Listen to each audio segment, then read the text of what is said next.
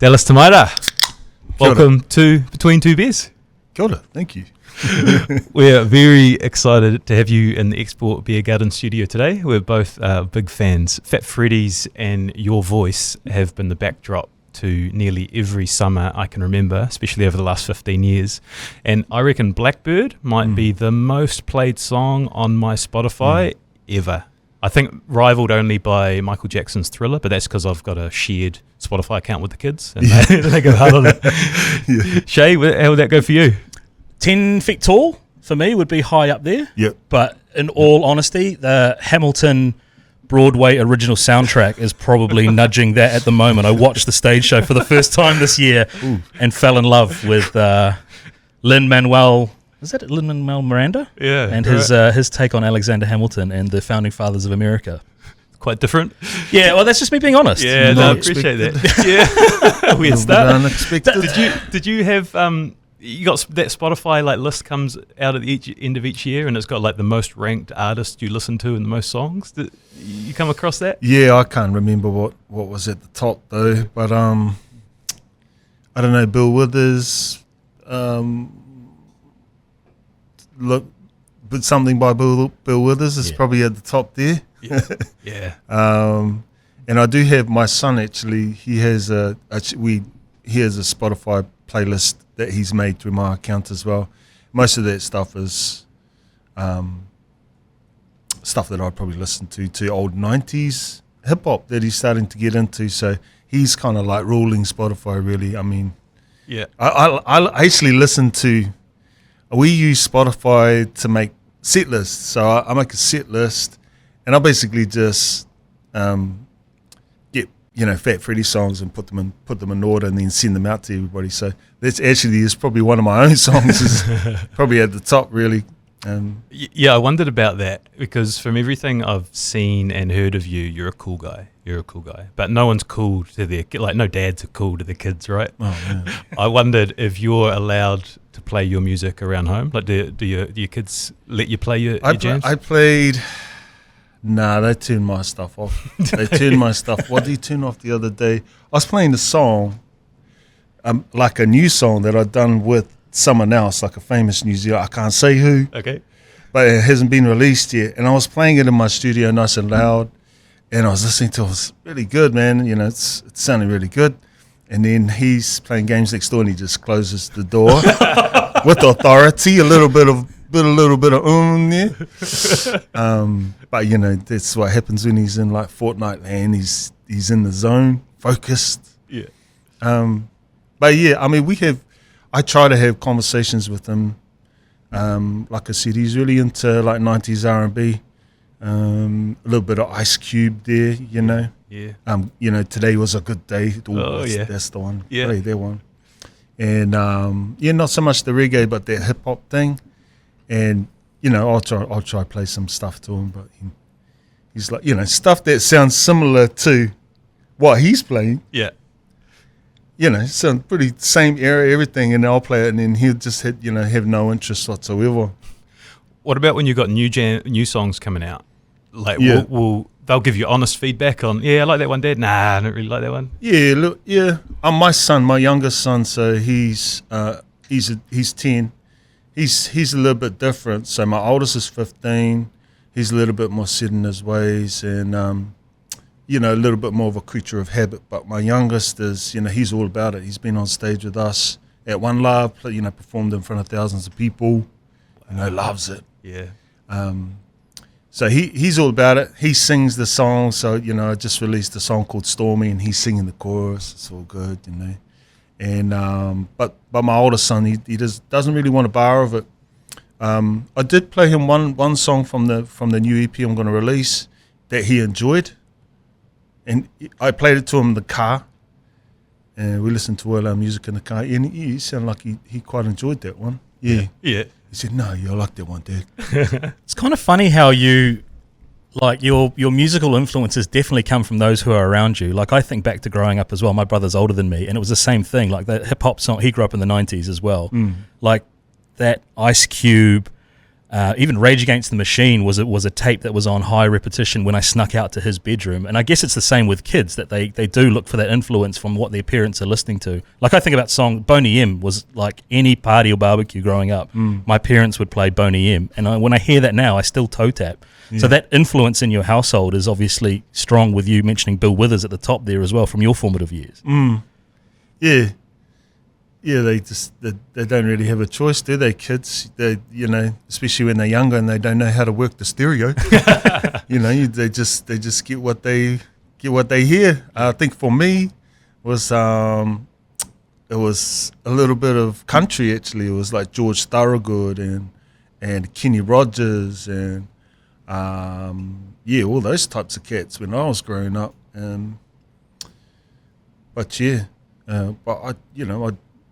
It just goes to show, eventually you just find what you're into, So I totally just ended up going from Kenny Rogers to De La Soul. Yeah. So, and I think in part it's what his friends are listening to. There's a little bit of, he goes to an all-boys school, Rongotai, predominantly Māori and Pacific Islanders.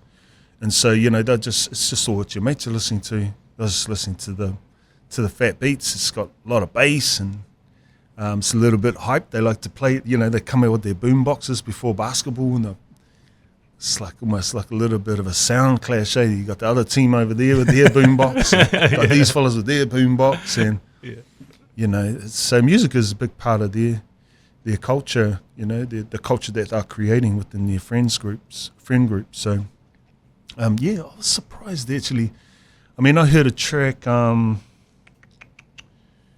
I can't remember what it was, but it was a 90s R&B. It was a girl singing. Man, I can't think of what was it.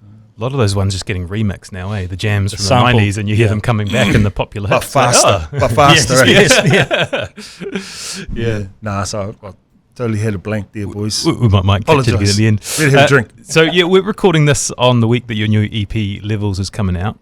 Is it a weird feeling releasing new music and sort of waiting to see what people think of it? Or does it matter to you what people think of it? Yeah, it's, I'm really anxious to see how it's received, really. They say don't play the game in your head before you play the game, you know what I mean? So I've thought about who might be interested in it. Obviously, I'm really familiar with the Freddys fans, and I'm interested to see if some of them receive the project, or whether they're just like, nah, we just like Freddie stuff. We're not down with this, whatever it is, I'm more than anything, I shouldn't say anxious. I'm excited to see, who listens and who receives it, and I think it's good. I think it, it's a body of work. I'm extremely proud of it. It's been coming for a long time. I mean, almost some of the songs are almost 10, 15 years old, and I've had goes at trying to do it in the past, but have been way too busy. And the Freddys world is just kind of like, been enough for me. It's been very fulfilling, and feel very blessed and to be able to be on that journey. And I want to give it my full attention. So, I've had a few goes at it, and some of those songs are now kind of brought to light. And that's exciting to me too, also being able to actually bring those songs that I thought were maybe dead or in the dust, to actually be able to finally see them finished, and, see it's almost like a bit of a time machine, you're stepping back in time, but you're ticking a box, it's like a bucket list in many ways. That's the kind of feeling I get from it anyway. That's that kind of completion, that kind of, it's a fulfillment for me. So I'm really excited for people to hear it. Yeah, I'd heard a really interesting comment you gave in an interview about, you've been doing music for 20 years with Fat Freddys, and you'd had this big cast of characters alongside you, and now releasing this new music, the thought of playing it live by yourself, you might get a little bit nervous, which kind of surprised me. Is that right? If I misquoted you there, or is there a sort of a feeling of the unknown of this is new, this is different? Yeah, it'd be a bit, it'd be a bit scary, I think. The Freddys is a band. It feels like a bit of a party on the stage, and everybody plays their part so well. I play just a small part of it. I'm a front man sometimes, but sometimes the trombone player is the front man. You know what I mean? So, we always kind of like play our part beautifully, I think, and we all work together really well as a group. So yeah, really interesting. I mean, I used to do shows by myself all the time, just with me, a guitar and a drum machine. I did that before Freddys was even around.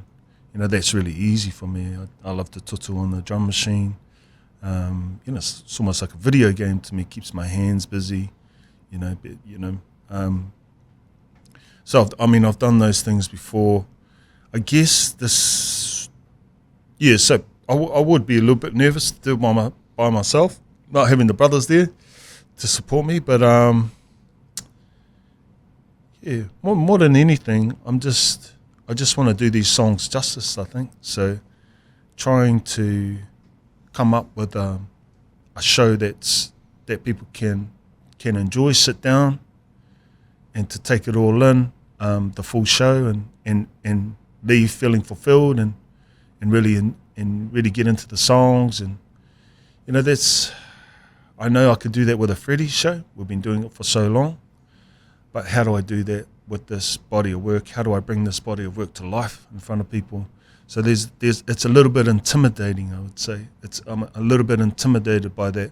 Like for me, I don't feel like I have enough songs. Like Freddys has so many of these songs, and I hate to keep going back to Freddys, but that's where all my experiences come from. So Freddys, we think how many albums we have and how many songs, but more than that, how many songs of those do people really want to hear? So taking into consideration what people want to hear and what we haven't played in a while, and changing it up. You can do that with a large catalogue of music. So for me, I would like to have a few more things under my belt before putting together some kind of show. Yeah. Yeah. Oh, go, please carry on. No, you're all good. Without wanting to compare again, but is it more meaningful, the fact that this is your own project and it is a labour of love over so many years, and it's now finally being brought to life? Is that, I don't know, is that an additional motivating factor to get it out there? Has felt like a little bit of unfinished business. I did an EP in 1999. I had plans to continue with a solo career. My plan was to, with the EP that I did in 99, was to, get the interest of some labels, was to eventually, create an album and more music and a career from it, as a solo artist. So that didn't exactly pan out the way I wanted it to. I was just a little bit young, and I didn't really have the material. I had songs that I was performing, but yeah, just a little bit green. I think it just wasn't the right time. So I really had to kind of walk away from that idea. So nothing bad happened. I wasn't turned down or anything. I basically just put that idea to bed, but always planned to come back to it. So for me, this is actually coming back to that in many ways. Yeah, coming back to that solo project. I'm keen to link us back up to the solo project at the end, but I want to sort of tell the whole story. And me and Shay in the build-up to this watched this really cool 10-minute doco called Kaikoura Calling, where you took a film crew with you to document a place that's really special to you and where you've created your music.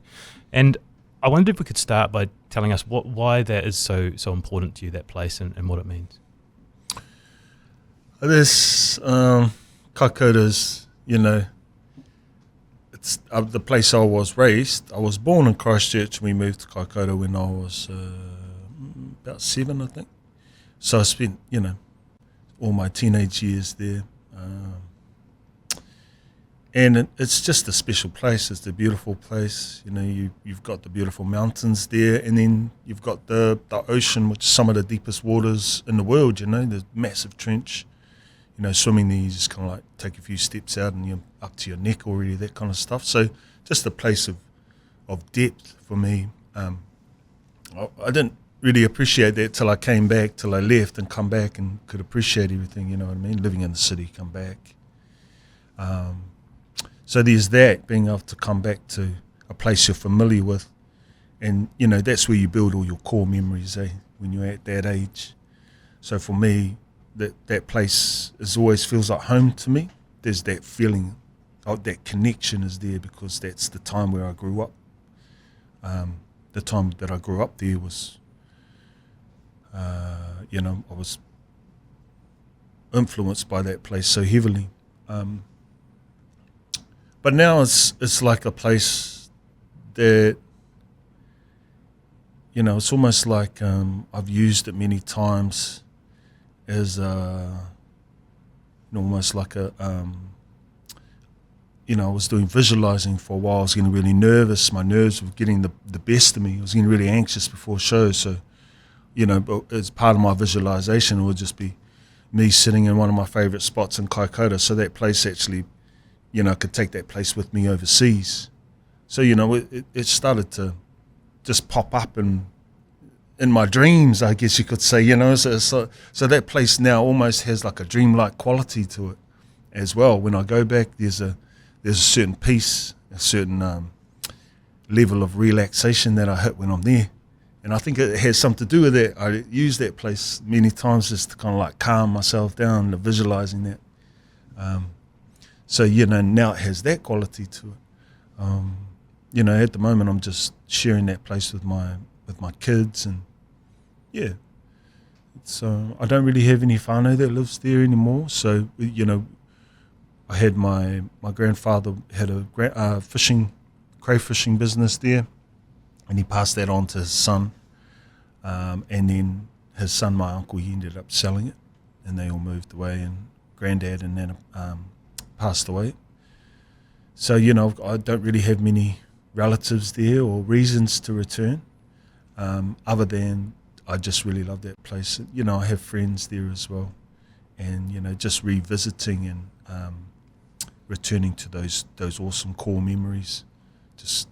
I'm smiling to myself because I have the exact same feeling about Lake Taupo, which is where I grew up. And I don't have same thing. I don't have any whānau. I don't have any family there. I still have friends there, but there's a feeling whenever I go over the crest of the hill and I see the lake rise in front of me that my soul is instantly calmed. Yeah. And it's amazing that places can have that effect on you. And I can particularly appreciate you having travelled so many times and so often to have that grounding nature. I guess back in Kaikoura when you do connect. Yeah. And was it a part of your writing journey, or did you do a bit of the album and a bit of the work to put the album together in Kaikoura as well? Yeah. What did we do? So as a part of that doco, we recorded Just Fine, which was a single before the EP, the single just before it. So recorded the vocals for Just Fine there as part of the doco. 2 or 3 of the songs from the EP were written in Kaikoura as well. So, it was an important journey for me just coming out of COVID, heading back there. Took my family, obviously being able to be out of COVID, and heading back to Kaikoura. Everything just had a little bit more meaning to it at that time, being able to be free out of your house and some kind of weight lifted from your shoulders a little bit. So, I did a lot of writing there. I did a 3-week writing session funded by Creative New Zealand, where I spent, a whole month there just writing and getting back to my roots, reconnecting to my roots. So, I've had a lot of time to think about it. My connection to that place, hence my answer was probably a little bit long-winded, but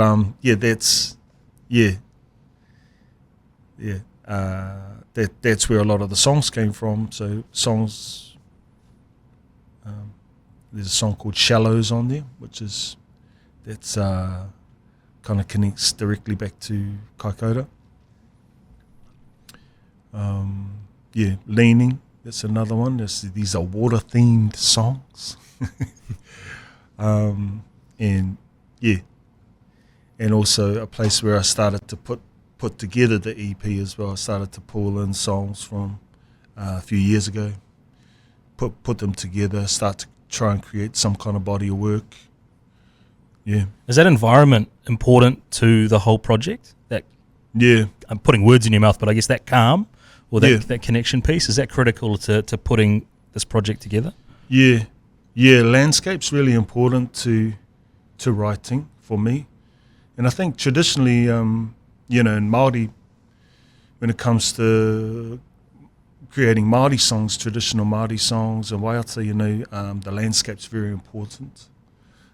Actually, a friend of mine, Warren Maxwell, he composes a whole lot of music to the mountains. So where the mountains rise, the tune rises, the melody rises, and where it falls, And, he has whole compositions dedicated to mountain ranges. Anyway. Is that something that you've learned over time? 'Cause did you have a strong connection? I don't have the patience for that. But did you have a strong connection to Te Ao Māori growing up, or is that something that's come over time? That's come over time. So I wasn't brought up in a strong Te Ao Māori household.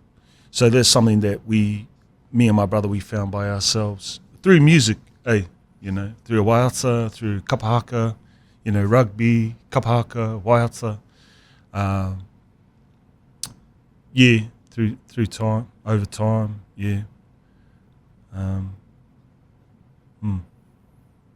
I spoke to Devin Abrams in the build up to this, just to get some background and did you?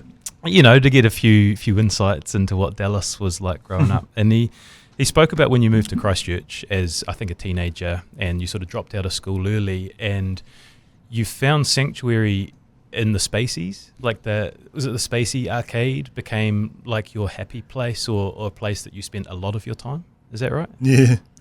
It's always been there actually since I was about 14, and we had spaces in Kaikoura too. There was probably only 2 machines, big massive Street Fighter 2 and something else. There was probably there was a game called Raiga. I remember a game called Raiga. It was just kind of like this dude platform game, side scrolling, and the guy just rolls along, hit stuff.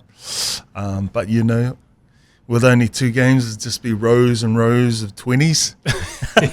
Rows and rows of 20s right to the top.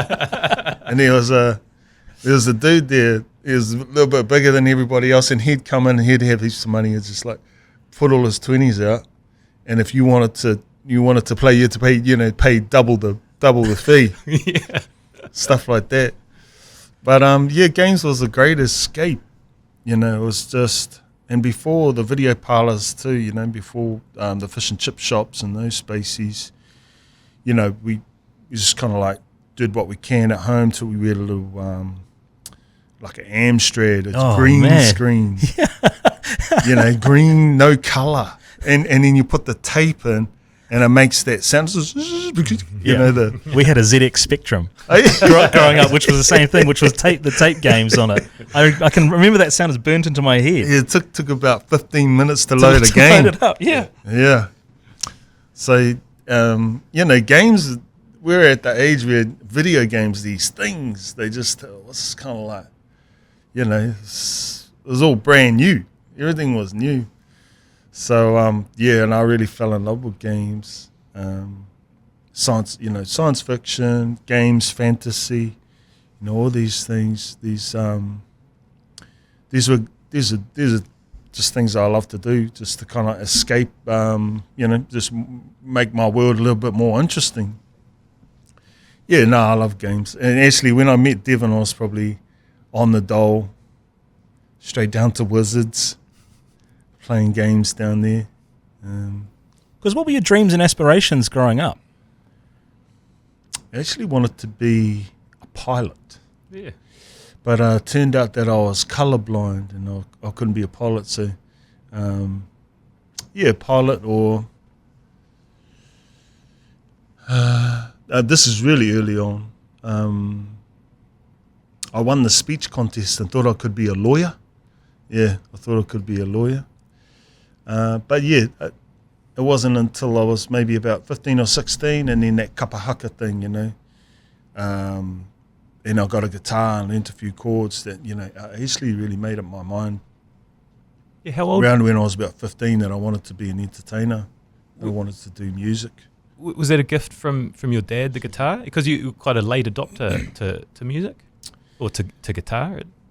Yeah, that was a gift from Dad. So Dad was brought up.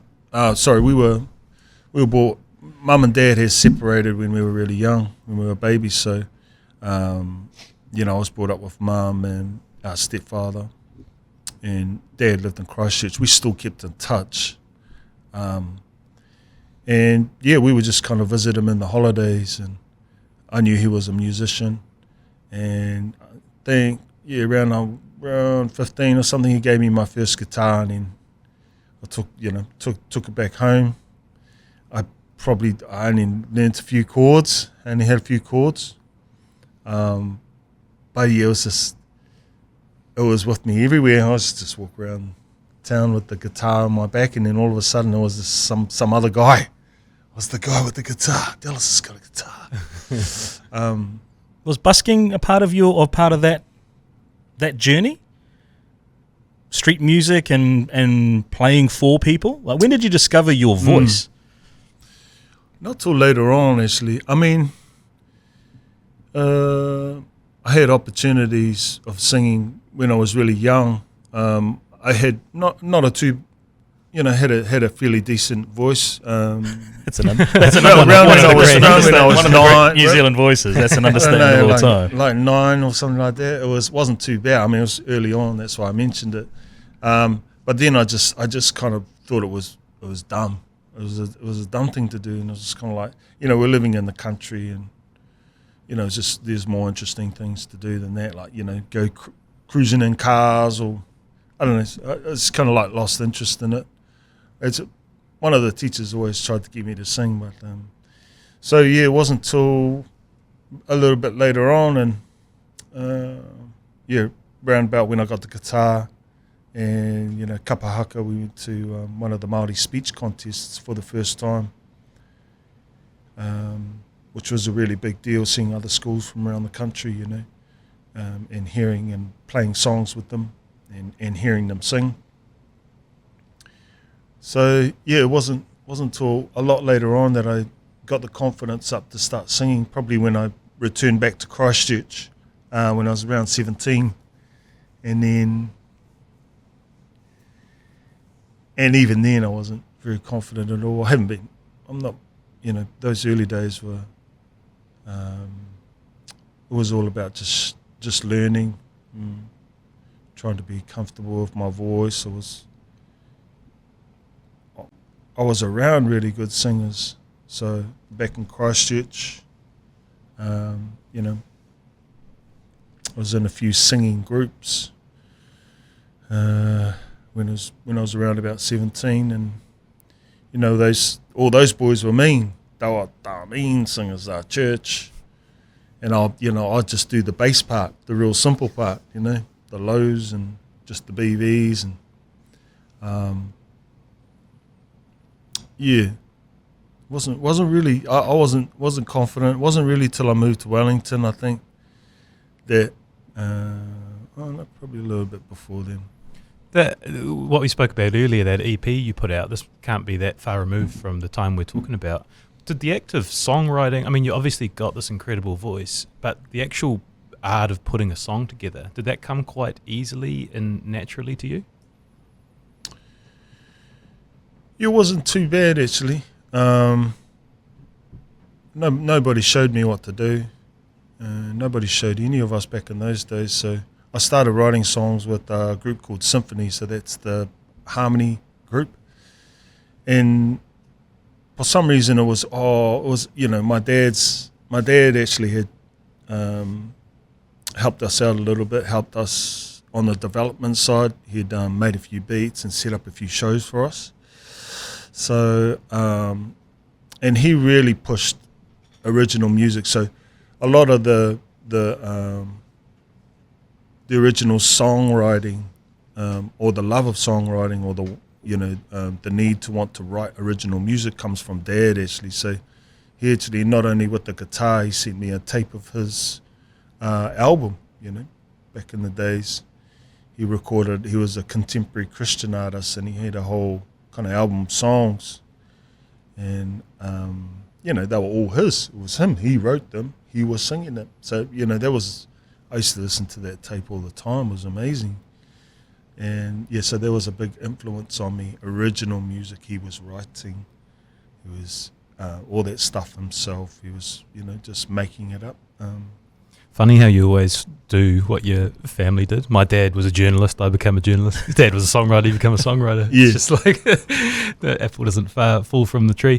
I listened to this interview you did with Oscar Kitely recently, and his recollection of youth was, Dallas was this great singer with all this potential, but he was just hanging out with these muso guys that like to jam a lot. And so I'm wondering how that connected to the sort of the origins of Fat Freddys, because how did you make that connection in the very early days?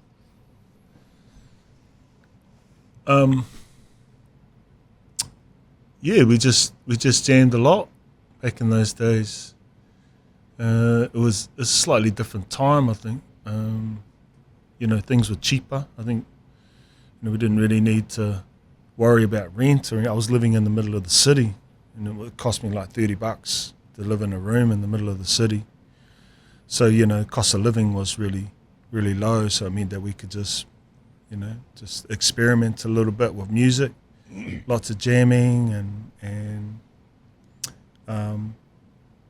so when I first moved to Wellington, there was a fella called Aaron Tokona. He's was in a band called Weta at the time, but he had a little side project called Bong Master, and they were looking for a singer, and I basically just had arrived fresh on the scene, and they were looking for someone a little bit fresh. So there was a little side project for him. So the whole energy behind it, the whole vibe behind it was just to keep it real relaxed, and just not to be too serious, and let's take some songs that we know, but just twist them up a little bit, and improv a little bit. And then that kind of thing went on for a little bit. Bong Master did pretty well. It was kind of infamous around the city of Wellington. We used to just kind of like get really drunk and then just kind of like jam for hours with no idea no idea of what we were doing. And at the time, when you're young, you're just kind of like really enjoying it, not too worried about what's happening, lyrically, song arrangement wise. And just seeing where it went. And then that band kind of, Aaron had to go and do Weta, so he decided to throw it all in with Weta, and he moved to Aussie and pushed that out a little bit. And then, so that left the band without a guitar player, and kind of a hub too. He was the hub. Aaron Tokona was the hub of Bong Master. And so once he took off to do his thing, we kind of just all dissipated. But me and Moo was also in the band, we just continued to make music, but with the MPC. So, Bong Master was all about the full band. He had drums, bass, and keys and whatever. And so, me and Moo, we just started to do more DJ gigs, but with the same kind of philosophy of not worrying about it too much and just enjoying it and creating. And so Freddy's kind of came out of that time, and we just we recruited a few more players that could fit in easily over what me and Moo were doing, which was some improv, some horn players that could improv over the beats that Moo was making. I was improving over it as well as jamming or freestyling. So we just needed some instruments that could just kind of freestyle and just kind of make stuff up on the spot. So then we got Toby, who's the trumpet player, and a couple of other fellas, and slowly we just kind of grew the band, and then with no songs or anything, we had about 6 players, and we didn't have any songs written down or recorded, but we had ideas that we would just kind of return to each time we'd turn up and do a gig. We would return to these ideas, and it'd be that moment where, oh yeah, you did that the other night. Oh yeah, just we'll go there. Then it's got to get that unwritten language. There's this really cool anecdote that I've heard that in the early 2000s, people were at these parties and they were talking about this song Hope that this group Freddys were playing, but no one could listen to it. There was only a sort of finite number of records that actually had it on it. So if you wanted to hear the song that everyone was talking about, you actually had to go to a gig, which is just incredible now to think of. Yeah. Well, how long into this? Because it's like you got together in '99, but the first album didn't come out in 2005. So it's so many stories like this where things which turn out to be huge successes are built from just fun and people do it for the love of it. Do you remember across that period when you started thinking, shit, there actually might be a future here? Man, I can't remember when that actually happened. I guess just before, and a year before we released, or when we decided to record an album, to actually record the music that we had made at these shows. So the first album was actually live at the Matterhorn, and that was just an improv show, again with songs and ideas. Well, not so much songs, but ideas that we had accumulated over maybe 3 or 4 years, and we were kind of like loosely using those ideas to create songs, but it was we didn't really know what was going to happen. So someone just happened to have a MIDI disc player plugged into the mixing desk. I was like, and then it's like we got that whole show. We just fluked it because it actually sounded really mean. Everything was clean. There was no interference. All the levels were good. And then Moo actually just said, we should just release this. And the rest of us were just like, you're crazy, bro. We can't put this out. This is just a jam. And so he put that out, and, people loved it. It did really well. This is all credit to him too, because he could, as a producer, being able to hear, and as a DJ, this stuff was not too far away from the stuff that he enjoyed and played. So, full credit to him. Put Live at the Matterhorn out, and then from there was this almost kind of unspoken expectation that we should really do a proper version of it. And then then the task of actually trying to record the songs and turn them into songs was, then we had to, try and figure that out. It's like, how do you do this? Still thinking back now, it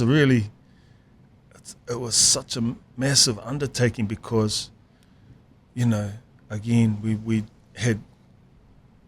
didn't want to be a normal band. We didn't want to. We just wanted to continue to freestyle, and the energy of the band was very, very light, and we were very light on our feet, and it was all about throwing ideas in the pot and trying stuff out. So it's almost like I don't know. It's wild to hear the origin story of one of New Zealand's greatest musical exports being so loose and almost accidental, but so vibrant and free as well. Like, you almost created a whole genre. And I also understand, like, from based on a true story, like, none of the songs are really commercially friendly, like duration wise, which speaks to, I guess, the freestyle nature of putting it all together. It's a wild story to think about in the times that we're talking about now, where you have carefully curated an EP that's going to be released, to compare and contrast where you are now to where your origins are. It's a really fascinating kind of comparison that you've lived. Yeah. No, it's like you said. It's just it's one of those happy accidents where you if you leave something alone and don't mess with it too much, and just give it time to grow. It's all about time and experience, and you really can't replicate that. Just giving it time and having the freedom to do whatever you want, there's a lot of power in that, I guess. So, Based on a True Story comes out in 2005. 109 weeks in the Kiwi charts, 9 times it went platinum. This thing is huge. And then I'm interested in how the dynamic changes, because at some point it has to turn into, all right, shit, we're going to do this together. There's 7 of us. I guess you become business partners. Like, did the dynamic change, and how did that affect the group? Yeah, the dynamic definitely changed after that first album, after Boats dropped. There was a few people staking their claim a little bit, you know what I mean? And we even lost a player. We lost Warren Maxwell, who was the original saxophone player, and he basically just went on to do amazing things with Trinity Roots. So that was his baby. That was his that was his idea, his project.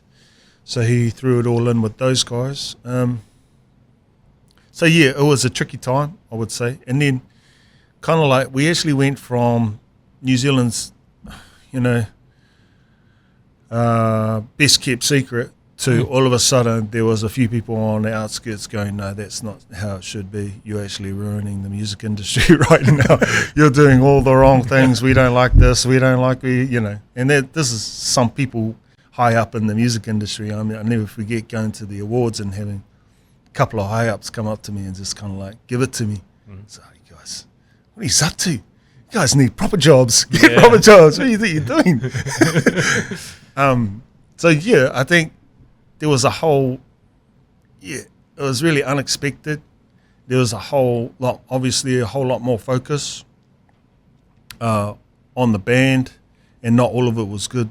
Yeah, some of it was a bit shit.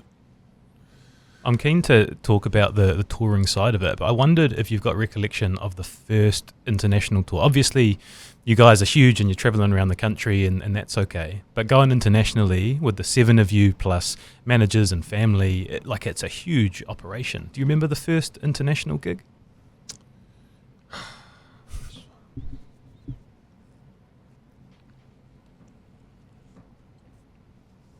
Probably one in London, I'd say.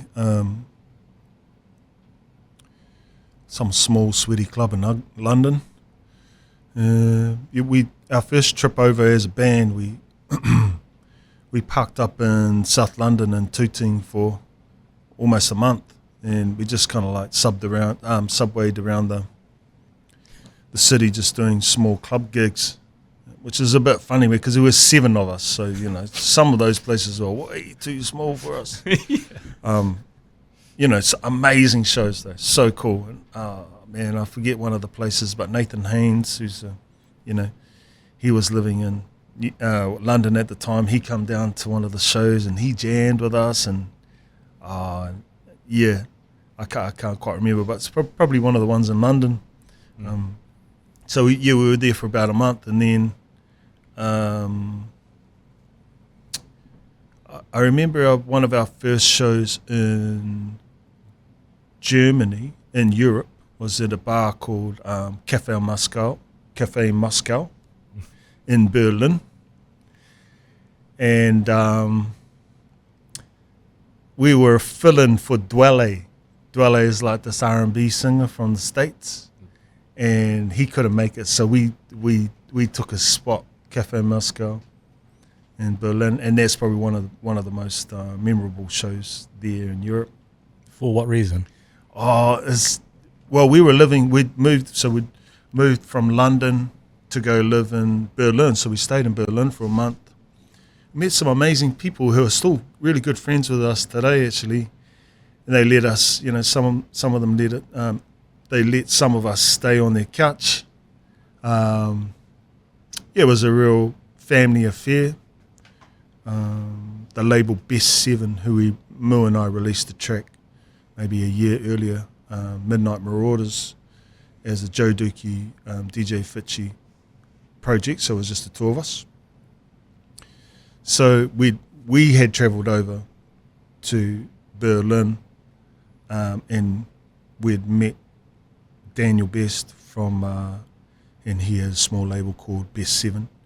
We released Midnight Marauders on Best 7, and then we come back home, and then we decided to take the whole band with us to go back. And Berlin we stayed there for a month after London, and that show there was just a good show. It was just really good. It's like I see one of those sweaty clubs, and it was really good. It's got to be so cool playing a show in Germany with 7 of your best mates, and you're up there and you're killing it, and the crowd's loving you, and this international, like that feeling from where you'd come to, and this is just at the beginning of the incredible Freddy story, like reflecting on it. I watched that Radio New Zealand doco they just released the other day of Marauders, and it was all you guys back from 93, I think. Like, that must have been cool to watch. We've got PTSD from those, from that camera, whatever that camera was, that Handycam. Sony Handycam. Right there. Yeah. Now I've watched a little bit from those times. It's it's funny looking at yourself, so young and naive, and at the beginning of your career, skinny, too. Does it feel like a different person when you look back at it with 20 years experience on the clock? Yeah. I mean, if it looks like I'm looking at my son, It looks, he looks young. He doesn't know what's coming.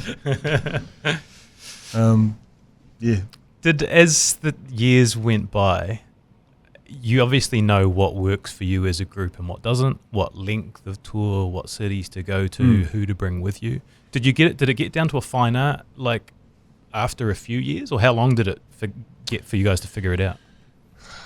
Yeah.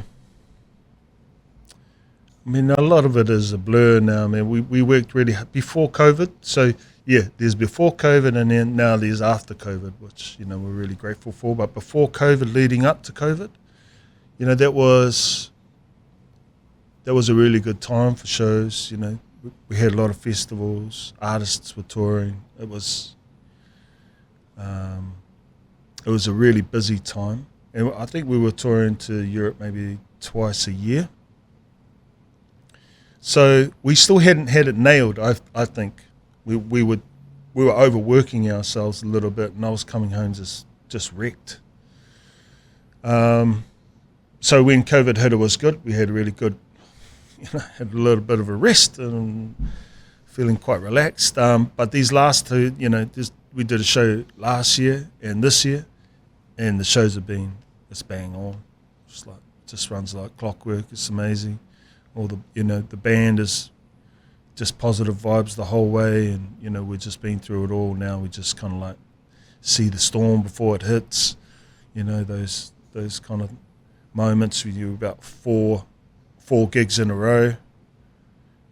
That's just at the end of the tour. That's about the time. That's about the time when something's going to happen.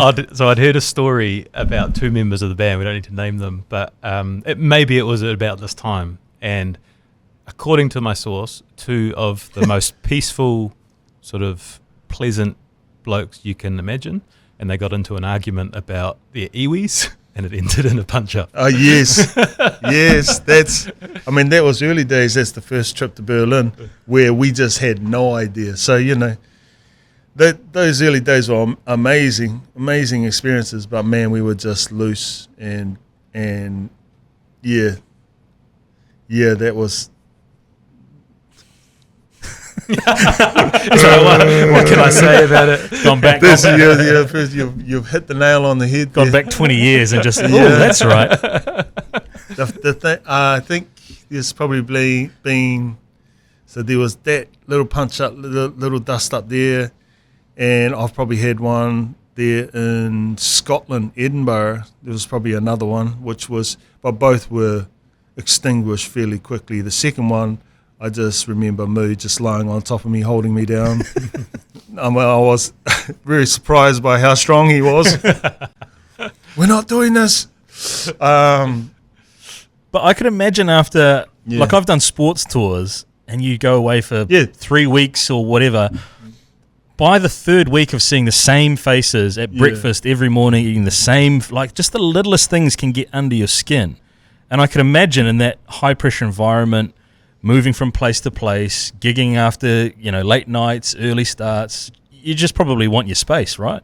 Yeah, there's nowhere to run really, is there, when you're kind of like all traveling together and you're, all the way across the other side of the world. It just all compacts, and I think back in those days, being a little bit green around the gills as well, you just don't know how to deal with it. It's just hard to deal with, you just kind of like start venting in other ways. I mean, there was a fair amount of alcohol involved in all of these little dust-ups. and to be honest, there's only ever been 2, really, that almost came to blows. Have attitudes towards alcohol and those coping mechanisms changed over the years?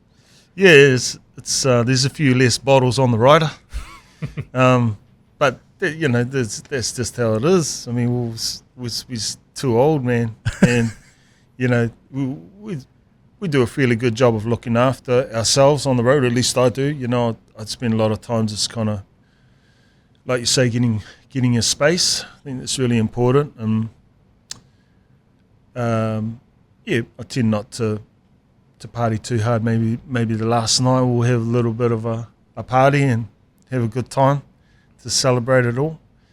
But keep a good balance there. I think at some stage, I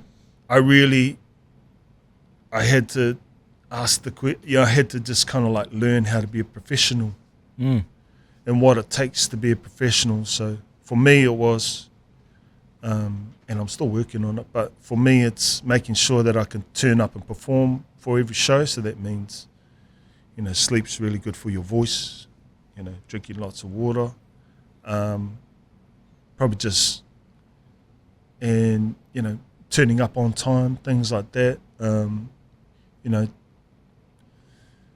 not talking for a whole day because I need to save my voice, or that, all those things. I never gave that stuff a second thought when I was starting out, and we're doing whatever, man. I'm drinking and smoking and all that kind of stuff. You don't think about that. But I'm really thankful for that. I think that's part of the key to longevity is actually being able to swallow your pride a little bit and start looking after yourself. It was interesting. We had Example sitting in that same seat that you're in earlier this year, and he spoke about wear and tear over his 20 years in the spotlight and now having to go to physio in between gigs to make sure that his legs are okay because he's jumping around for a set for an hour and a half. So there's all these little things, I guess, that we as fans have absolutely no idea that goes on behind the scenes. So with that in mind, are there any tips and tricks that you now incorporate? You mentioned a couple of them there, but other, mindfulness or gratitude or meditation moments that just help you and your outlook or help you and your performance? I don't do too much these days. I do drink a lot of water when I'm on the road, which is really good. It's probably one of the best things you could do for your voice. I tend to just try and stay positive before the show as well. So that just usually means connecting with my bandmates. Just having quiet conversations and being encouraging and stuff like that. That's always been really good, in terms of where my head's at, and just heaps of sleep. I do warm-ups as well. I think it's probably important if you're a vocalist and you're doing 4 shows in a row. You just need to have some kind of technique there, so that you can have a voice for the next show. And a lot of the time, back in the days when I was starting, there was bright moments, amazing, shining, bright moments in our shows where things would just that happen. You wouldn't expect it. It was amazing, and we were all on point. And then extreme lows in the set where nobody knew what they were doing, and we all just kind of looking at each other going, what's going on?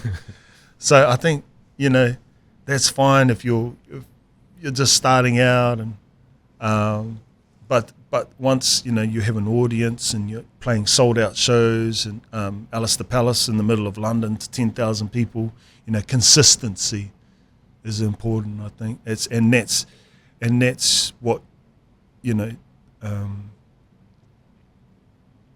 that's my that's what the fans deserve. I think we're here because the people come to our shows, and they deserve some kind of consistency. And that's not to say we don't have bright moments, but we need to create an environment where amazing stuff can happen, and you can only do that if your production, if everything's on point to begin with. You lay down the groundwork, and then you can improvise and create these moments on top. And when you started, you didn't have a family, which you have now. You're a father of two now. So how has that impacted on the tour life and your life in general? Yeah, it's just made me want to get home a little bit quicker, to help out my partner Michelle, and also just to see my boys. I really miss them, and I just really enjoy my home life. I was up at 5 this morning before I flew to Auckland to take the boys to their basketball trainings. Both boys are really committed to their basketball and to their sports, and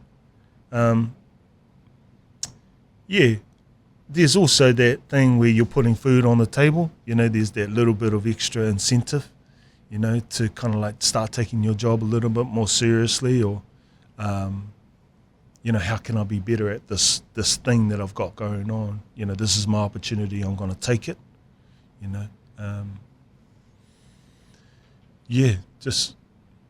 Just being, supporting your family, taking care of your family can put a whole new, can create some incentive and a whole new energy. I'd heard that there's a real great family vibe around Freddy's though, because is it Moo's wife is the manager? Ever got that right? Yeah. And so it's like kids are on tour, and there's this is what Devin told me, that just the vibe around the whole group is really good and inclusive, which I guess helps when you're away for so long. No, it's like I said, we've had our ups and downs, we've been through it, and that's what a family does. They go through it, and I'm really proud of everyone. Everyone has stuck with it, and has made sacrifices for the greater good, and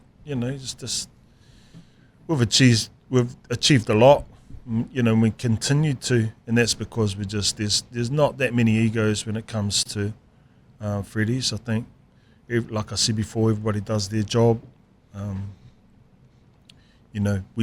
We enjoy the process of making music. I think that's probably the most important thing. We come together in the studio and we sit down and we just make music for hours on end, and we could do that the whole time. But yeah, I mean, food's a big part of Freddy's as well. We cook mean feeds, and we sit around the table and we say, "Oh, that was mean, bro." Yeah. Whoever's cooking, "Oh, it's mean," and there's always someone there who's trying to cook for the whānau. Yeah. So food will bring you, make you feel like a family. Jumping back on the point about making music, I'm curious, what comes first, the arrangement or the lyrics? In general, I guess every song's different. Lyrics first, and then the arrangements usually. Yeah. So lyrics, finding a good core idea, and creating something cohesive around that, whether it be a chorus or a verse. It changes from time to time, and then building from there. And for you personally, songs that you write, do they all come from a personal experience or something directly related to you, or are they open to interpretation? They're a little bit open to interpretation, but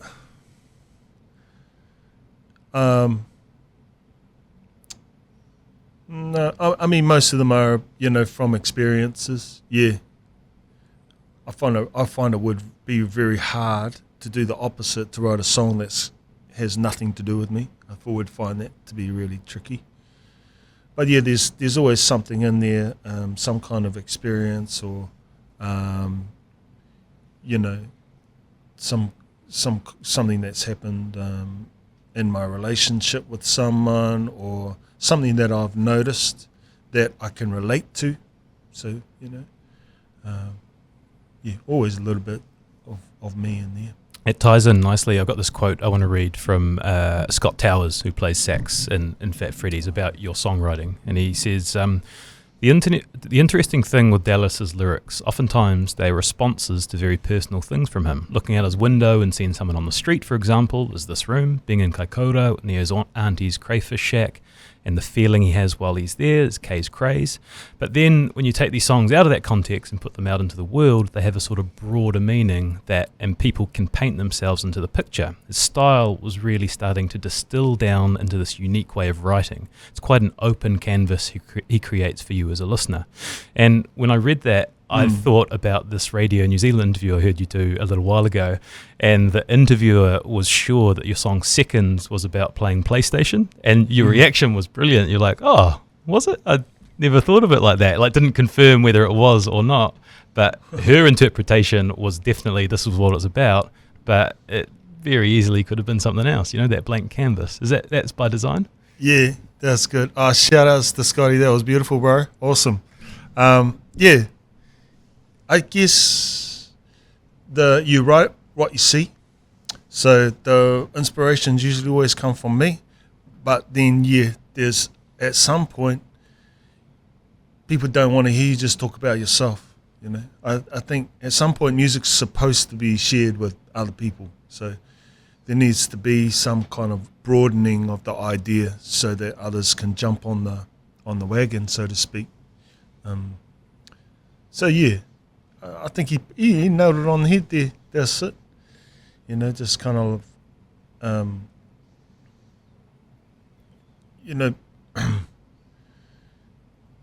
people who listen to the music,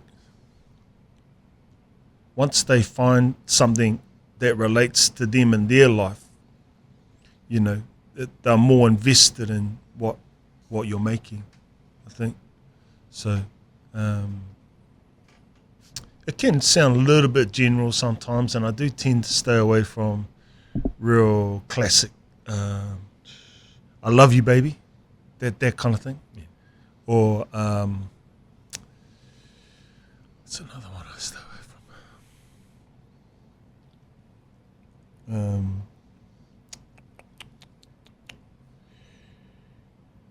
Yeah.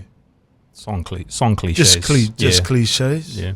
What I find is interesting is that I often attach a moment to a song. So I referenced 10 Feet Tall when I opened up. For me, that takes me straight back to a stag do, a mate of ours, Hamilton's son. The boombox was down I can picture it exactly where it was. The boombox is down by the tennis court. We're sitting around a table, and it instantly transports me back there. And it's such a powerful thing. And I guess that must be incredibly rewarding for you as an artist when different people have completely different takes on your work and your body of work. Yeah. It's exactly as you said it, bro. I just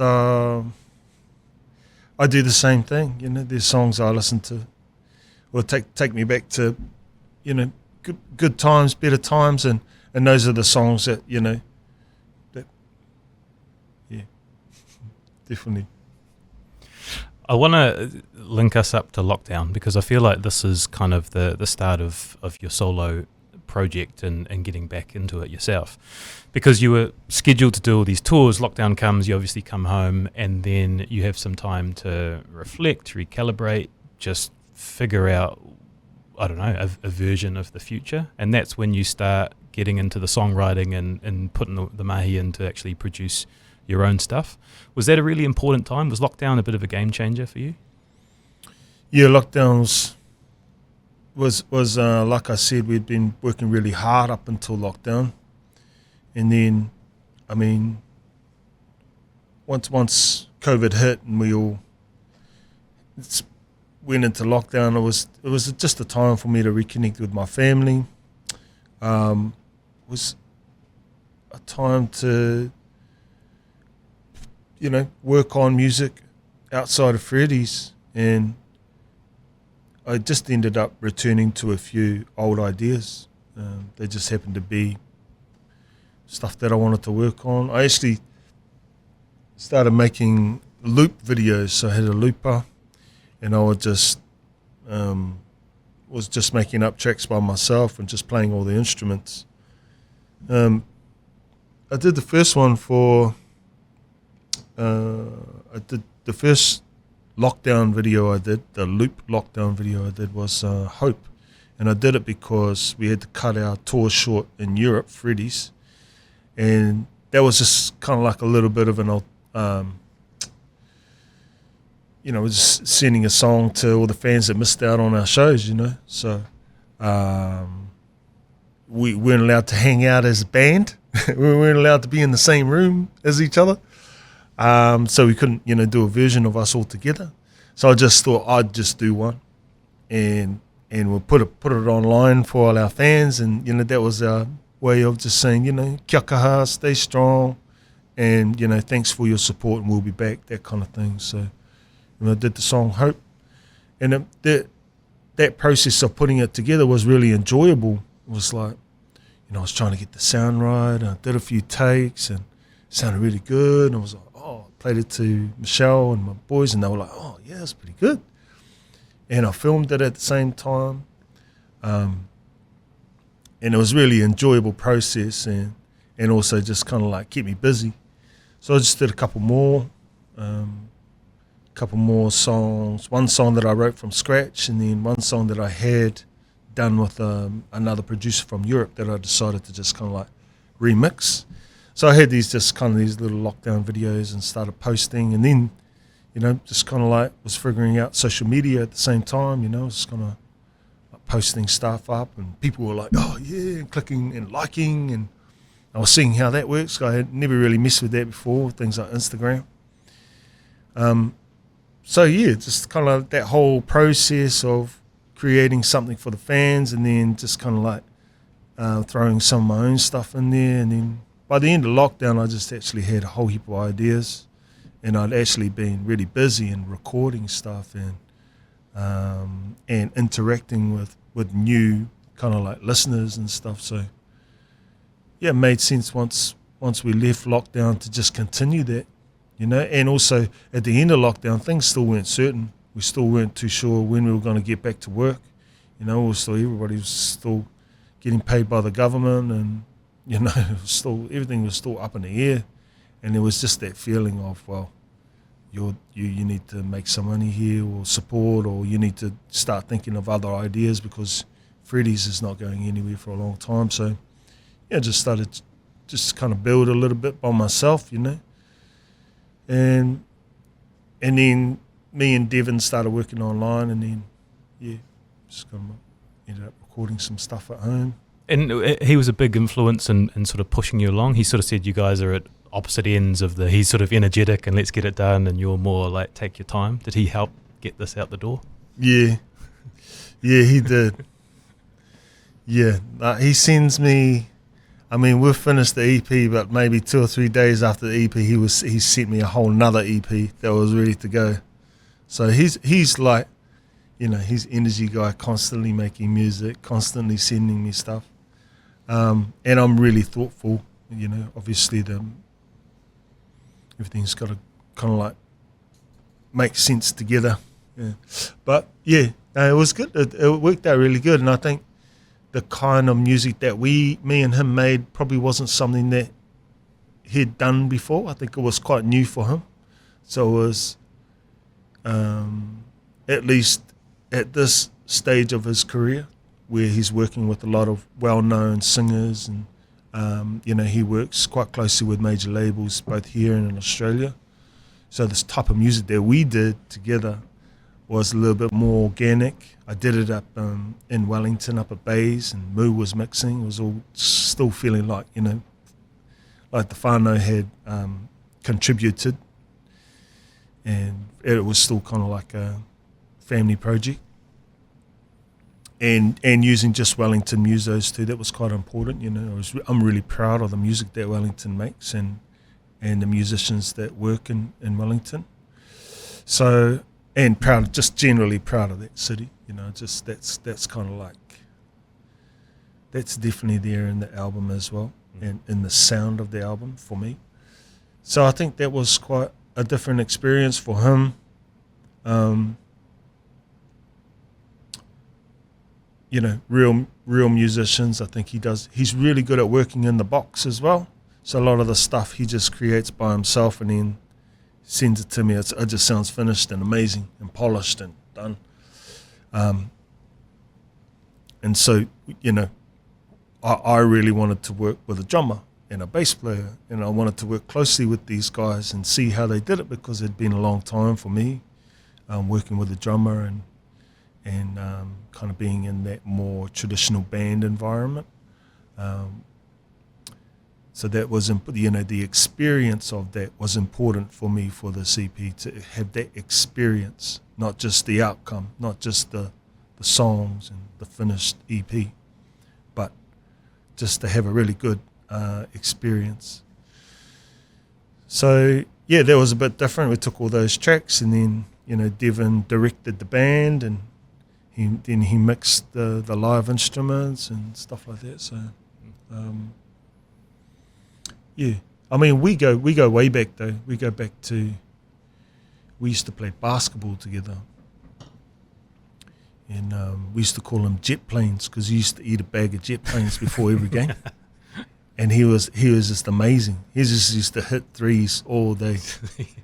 Yeah, jet planes. How did the guys from Freddy's feel about you releasing music on your own? Because obviously you're the voice of Freddy's. You're going out on your own doing this stuff. Was there any concern from their end that this would go well and it would take your attention away? I don't know. Some of them have just been pretty quiet about it. I don't think they mind at all. But I've been very upfront with everyone, and everything's very transparent. But more than anything, I think they've seen an improvement in my general mood, and I think it's improved things, our relationships, because creatively I feel a little bit more fulfilled. So I've been in that band for over 20 years. We all of my ideas that I have that I write at home or whatever, everything goes to Freddy's, up until this EP, obviously. So everything goes there, and then it gets 100% of my focus. So, with that can come off at times a certain amount of resentment. Well, this was a song that I wrote for my son, but now it's on the Freddy's album. Lots of people will hear it, and some of that stuff doesn't even need to be heard. Some of that stuff I just keep for myself. That's words I write from the heart or whatever. So, and I'm always happy with the outcome and being able to contribute. And as the lyric writer, that's what I do. I bring lyrics and whatever. So, just fatigue, I would say, more than anything. Not resentment, just a little bit more fatigue, being in the band for all that time and contributing. And so now there's just this other outlet for my ideas, and it's just been, a real revelation. It's been great, and I think it's been good for all our relationships within the band as well. Yeah, so no, it's been really good. I can see how energized, and like you say, this creative new outlet. Like I can see how much it means to you talking about it. What does it mean going forward? The EP is coming out this week, and then going forward when you're creating music, do you sit down and think, this one's for me, this one's for Fat Freddys, or does it come out and like how do you? Is there a process to that? Your filter system. Yeah. No, so Freddys is just about to start a new album, which will be released next year. So once I finish with the EP, I just go straight into writing for that, and I'm blocking out a certain amount of time, and I'll just commit myself to writing for Freddys. So I guess for me, it's always been about timing, how to fit both of these projects into the amount of time that I have. Freddys takes up so much of my time. So, if anything, I think I've had conversations with Nicole, just letting her know what's going on, just because I've purposely tried to make time to get this project finished. So that's a slightly different attitude, I guess. Almost like saying, no, I can't work now. This is the time I need to give to my EP. I need to give it my full attention. Whereas before was, sweet, let's just do it. Freddys for life. Yeah. So now we're having those conversations, and it's more just about scheduling. And it's been a relief because before, just because I haven't, I've always just put Freddys first. I haven't been able to do my own stuff. But now we're just kind of like, so we're making it work. It's really good. But I'll block out some time between now and the end of the year, and then probably January to finish the writing, and then I'll record in March. So it's actually a little bit more. It's like this is the time I got to work with. Whatever I got at the end, that's what we're gonna go with. Yeah. So it's a very different writing process now, It's a win-win for the fans because it just means there's more of you out there. Talking about time, I hope you could just tell us a little bit about your fatherhood journey, because speaking with Devon, he suggested that he thought that you would be a grumpy dad, but you've been the opposite. He said you've been so sort of compassionate and caring and well-mannered. Has that changed you? Yeah. I was pretty well-mannered before, though, but I wasn't. It's definitely changed me. I mean, I'm a bit of a pushover now, I guess. I'm just interested to see where things go with the boys, with the kids. And to be honest, to be fair, with my first son, I actually gave him a lot of advice he probably didn't need. I think we can overdo things sometimes, I think. And I've coached, his basketball team and my other son's basketball team. So I've actually been coaching them as well, and just found through that coaching of him and the communication and the conversations that we had through there, sometimes I could just over coach, So probably was more of a learning experience with my first boy, and the second one was not too bad at all. But I've had to change things a little bit about how I talk to my oldest son now, just to give him a little bit more freedom, because I think I probably overdid it there when he was younger. A little bit of a nervous dad. A little bit overprotective, not too sure how it was going to go. Make it up on the fly, all those types of things. Those are those anxieties that fresh dads have. So I've really had to kind of like take a step back with him a little bit lately. So it's probably my attitude towards fathering is a little bit more, well, let's just see what happens. I think that's my attitude to fathering. Everyone's making it up as they go. You learn from the first one. It's that sports dad too. I found myself just being that guy. The very long ride home in the car. The things we could have done. I'll just say before I throw to Shay, thank you so much for coming in and giving us so much of your time. When you talk about your solo project, like I said, you light up. Like the energy is so good. And for the fans like myself, it's just so cool to have more of your music out there. So thank you so much for sharing your journey and coming in and having a chat with us. All the best for the release, which will be out by the time you listen to this. So go and check it out and throw to Shay. Yeah, I've enjoyed this week researching and familiarising and refamiliarising myself with your previous work, but also getting energised and excited by your latest work as well. You're incredibly humble, incredibly thoughtful, and incredibly articulate. And the Kaikoura calling for me was a really interesting piece in seeing how you operate and how you connect. And I know you've got Ngāti Tūwharetoa roots as well. And I wondered, and I dropped my lake in there as well, I wonder whether you get the opportunity to go to Lake Taupo, the south side there, and connect into that piece, and what that might bring for your creative process as well will be epic to see.